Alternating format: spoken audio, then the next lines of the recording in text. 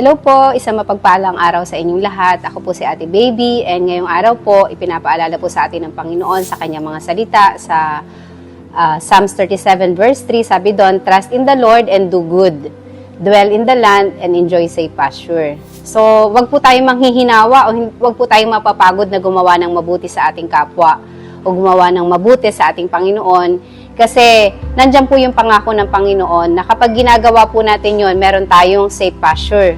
May enjoy natin yon. Ibig sabihin po doon, mararanasan natin ang faithfulness ng ating Panginoon, mararanasan natin yung protection ng ating Panginoon, and ganoon din po yung abundance na nanggagaling sa Panginoon. Hindi po kailangan na maging mayaman tayo. Hindi po importante yung material things dito sa lupa. Ang importante po, mayaman tayo sa langit. At kahit po konti lang ang meron tayo sa ngayon, meron po tayong puso na nakokontento, meron tayong puso na may joy kahit na alam natin na kaunti lang yung meron tayo, alam natin hindi tayo pababayaan ng Panginoon. And ituloy po natin yan sa verse 4. Sabi doon, take delight in the Lord and He will give you the desires of your heart. Napakagandang pangako ng Panginoon, mga kapatid.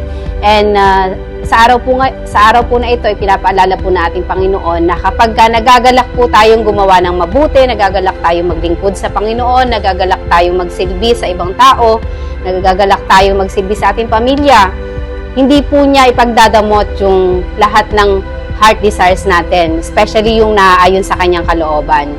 Yun lamang po, and I pray that everyone will experience God's goodness, faithfulness, protection, and abundance in your life. God bless everyone.